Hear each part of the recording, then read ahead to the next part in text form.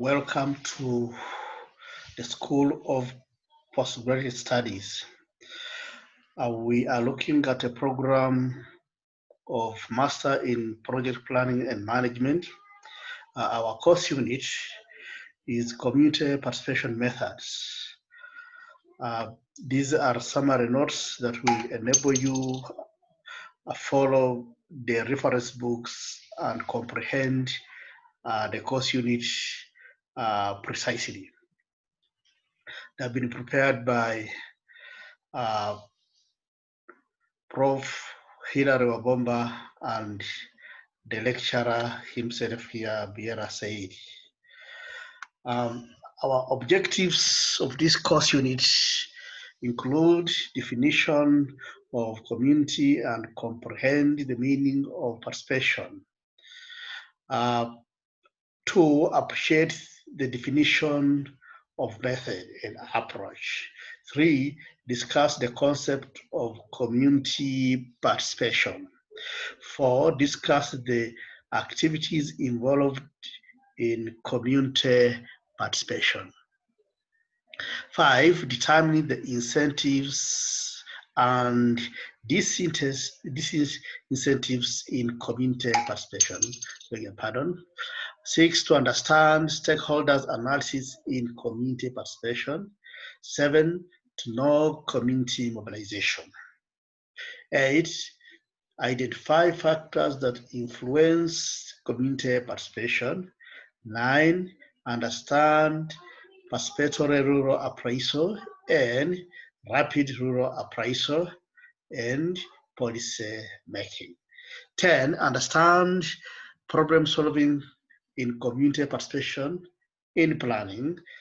11, appreciate the financing aspect in community participation. Let's first understand the meaning of a community, because we live in communities anyway.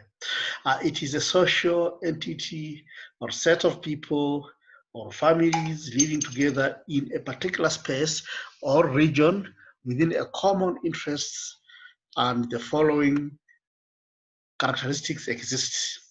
They share common goals, they share problems, they share similar development aspirations, they have similar interests or social network at local level, they have common leadership and tradition, have common system of communication. They share some resources, for example, schools, water sources, they worship in the same places, and so on and so forth. They live in communities anyway, they live together and share all the things listed above. Participation, according to Oxford Dictionary, participation means to have a share in or to take part in something. Okay, take part in something. Participation is a concept understood and conceptualized. Participation is a concept understood and conceptualized differently by its users. Meaning you and me, we actually understand it differently sometimes. But here are some of its definitions. It's a voluntary contribution by the people in one or another public programs supposed to contribute to national development, but the people are not expected to take part in shaping the programs or criticizing its contents. It was defined by Leyland 1991, by Economic Commission for Latin America 1973. Okay. Participation includes people's involvement in decision-making process, in implementing programs, their sharing in benefits of development programs, and their involvement in efforts to evaluate such programs. That is according to Cohen and Uphoff. Okay, it is a process through which stakeholders influence and share control over development initiatives and resources that affect them in their communities. Here is a model to actually explain a detailed community participation process, starting by shaping.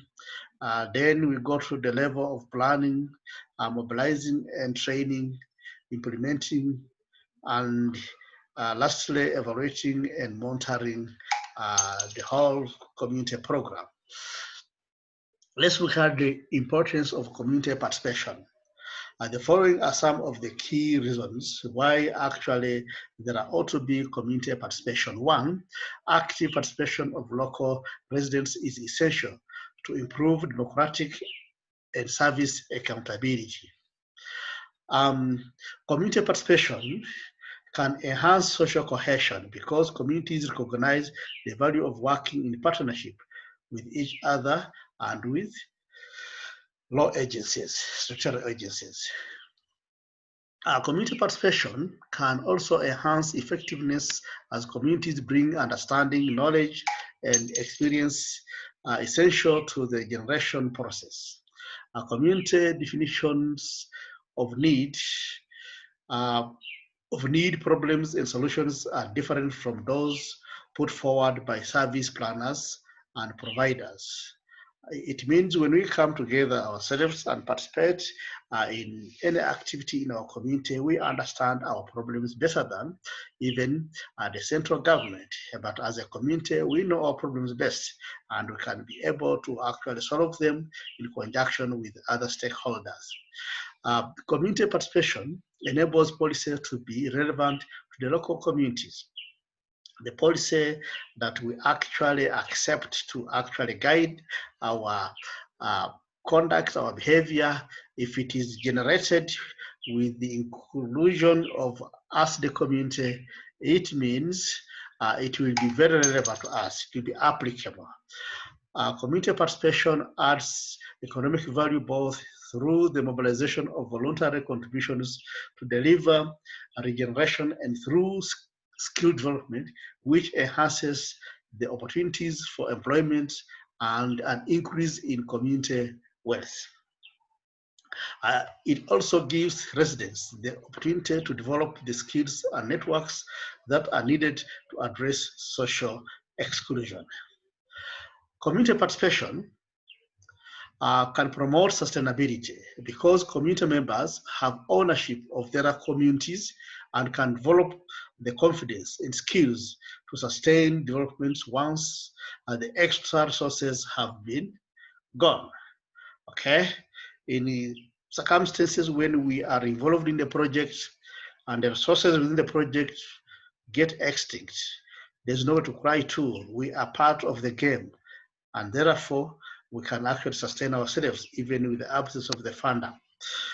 Let's look at methods of community participation. Of course, these methods mean techniques, approaches, ways and means, or a roadmap of clearly defined proposals or procedures for the attainment of broader goal. We are going to look at methods of community participation in some concise way. Community approach. Community approach is a process by which a community mobilizes its resources, shares and takes responsibility for its own development activities, and share in decision making for an implementation of all other developmental programs for the overall improvement of its development position. A process of engaging communities actively in the program cycle from identification to evaluation with clear roles and responsibilities for all stakeholders, including men, women, and children. Okay. Let's have a clear look at program activities in which community participation can take place. We handle them one by one. There is need for assessment. Needs assessment, the individuals of the community who are involved in this task are required to conduct an analysis of needs of the individuals. You come together and actually look around and see what are the needs that we have in our community. Do we need water? Do we need schools, hospitals, roads? All those would be under needs assessment. When individuals have certain needs and experience impediments in fulfilling them, then certainly they are unable to enhance their living conditions as well as organized manner, there's need for planning. It involves planning of resources, tasks, activities, finances, and so forth. When the individuals are involved in this function, then they do obtain ideas and suggestions from others. Formulating goals and objectives is also regarded as one of the activities of planning. In some cases, the plans formulated may not be worthwhile and effectual in the achievement of the desired goals and objectives. In such cases, they need to be modified. We change them to fit our community. That's what I mean. We change whatever goals that have been brought to us. If we get involved in planning, we should actually modify them to suit our community.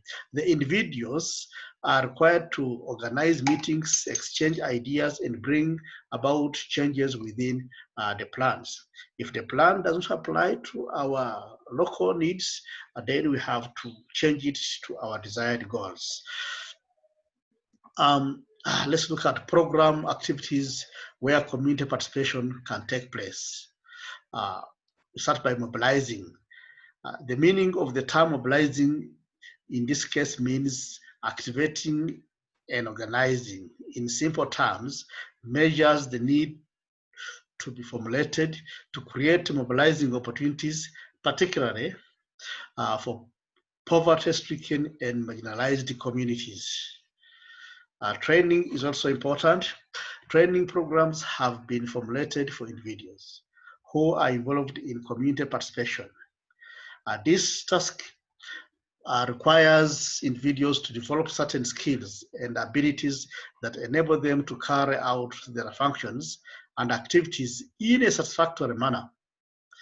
Participation of the individuals in formal and informal training activities is encouraged to augment communication, construction, maintenance, and financial management skills. Thirdly, it is implementing. After needs assessment, we plan and then mobilize. Now we implement. Implementing is referred to involvement in management activities that are rendering an effective contribution towards construction, operation, and maintenance of human resources, materials, equipment, machines, and so forth. When the individuals are implementing tasks and activities, then it is vital for them to make sure they possess adequate financial resources. Implementation is only possible if we have enough financial resources. Then we shall actually be able to implement the project. Monitoring and evaluation. These are regarded as important aspects that are needed to be put into operation, not only in community participation, but also in the implementation of other tasks and activities. The organizations and agencies formulate procedures that are needed for monitoring and evaluation. The main objective of monitoring and evaluation is to identify the flaws and inconsistencies and put into practice the measures that are needed to bring about improvements. You must understand monitoring and evaluation is in line with the principles of management. The last one, which is control, where measures are established to actually be the standard. And when there is something that deviates from the established measures and the standards, there is corrective action. There is corrective action. Now, in our projects, we shall actually say monitoring and evaluation to ensure that the project is on course. Once we sense is derailing from the normal course, then we shall actually effect corrective measures. As for strategy development, The strategies are referred to policies, approaches, and schemes that are necessary to carry out various kinds of tasks and activities. Take, for example, decision-making processes are regarded as an integral part of an organization and agencies. Capacity building is also necessary. It is essential for the individuals belonging to all the categories and backgrounds. Capacity building is regarded as the tool, particularly for individuals working in public and private sectors. It promotes understanding and awareness of the regeneration processes. Furthermore, it identifies the development for community improvement, as cited in Barnes, Howard, Taylor, White, and Wilson 2004. Bringing transformations. How do we bring transformations to our society or to our community? In the course of implementing activities over time, with advancement taking place and with the advent of globalization, industrialization, and modernization, the individuals do need to bring about changes and transformations in their policies, procedures, and methods and strategies. This is very important. Today, even if we are going global, but our communities need to actually transform. Encouraging discussions is also important. The need to encourage discussions with the individuals, primarily the ones who need assistance in bringing about improvements within the overall conditions. This will enable to gain more confidence and speak in terms of their problems and weaknesses. If you keep quiet, we shall not actually hear the problem you have or a good idea you have for our community. Therefore, community participation, we always encourage discussion so that we can actually exploit and make use of every idea of each individual member in our society. Let's look at incentives of people engaging in community participation. Various reasons have been highlighted as below. Let's look at one, a sense of togetherness. Okay, the community being together, there's that kind of warmth by us living together. Religious, social, and traditional obligations. It's good for us by our nature of our culture to be together as a community. A genuine opportunity to better their own life in community or our own lives in community. Now, when we are together, we actually use the signage, we use those economies of togetherness, and we shall actually get a lot of opportunities. It's an avenue for remuneration in cash or in kind. Sometimes we get some rewards economically. Disincentives to community participation. Various reasons why the community may be reluctant to take part in community participation. Sometimes we actually do not like to actually community participation because it is a disincentive. Why? The unfair distribution of work or benefits among members of the community. Some members don't work as hard as others. Two, a highly individualistic society with no sense of community. Some people say every man for himself and the creator for us all. The feeling that the government or a certain agency like an NGO should provide the facilities for the community. Some people have given up. Let the government help us. Government, where are you? That is the mentality. So that becomes a disincentive to community participation. Next, a perception of agents towards the people may as well make us helpless, or make us helpless when we are actually doing this. I beg your pardon. The agency towards the people may be helpless to us. Okay. Next, disrespect of the people by the agency. Some of the agencies may not be able to respect the people, a lack of recognition and empathy by the agency towards the community. The agency may not have to step in the shoes of the community. Some agencies don't have feelings that the community is going through, and therefore that one becomes a disservice. Let's look at stakeholder analysis, stakeholders in community participation. Usually it may not be possible for every member of the community to contribute to the program equally. I mean, people who have interest in the community. Some of them may not contribute equally. Key groups and individuals can be identified to be actively involved. The tool used to assess who the program will affect positively or negatively, and therefore who should have a stake in the program is called stakeholder analysis. We want to see who is affected by our community, the benefits, the problems, and how we all actually participate in a fair way. Usually, it may not be possible for every member of the community to contribute to the program equally. Others are more knowledgeable, others are stronger, others are vulnerable. Therefore, there may not be a measure for us to contribute to our community equally. Key groups and individuals can be identified to be actively involved.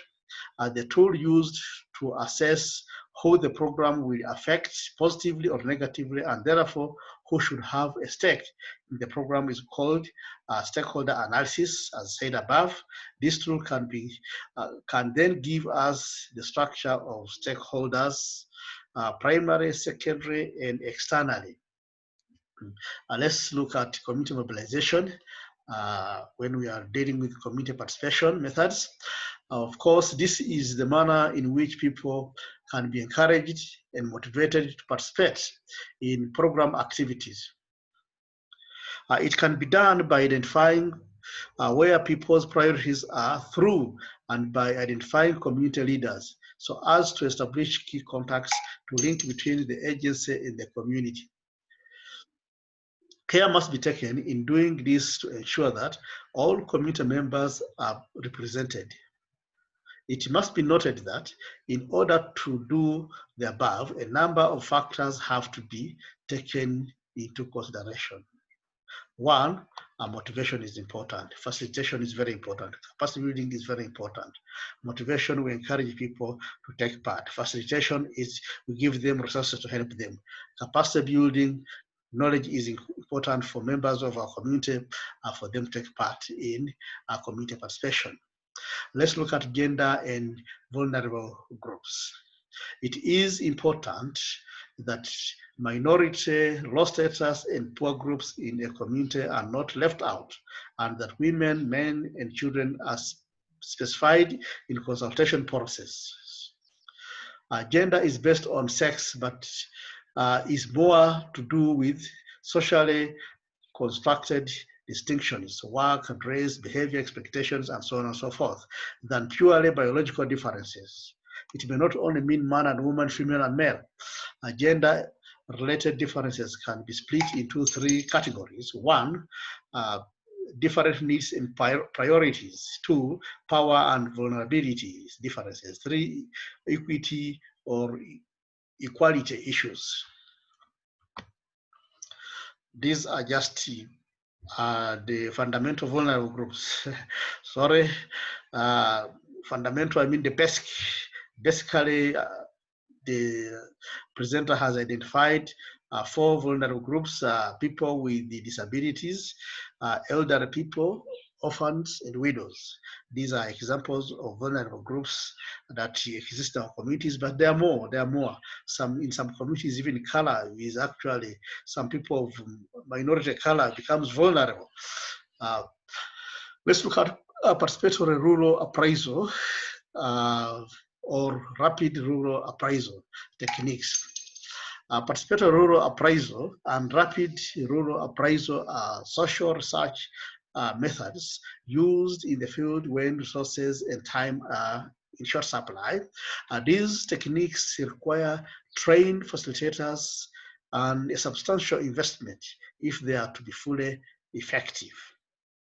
The key differences between the two methods are that with the participatory rural analysis, this method is used by outsiders to acquire information about the community. Okay, that is participatory rural appraisal.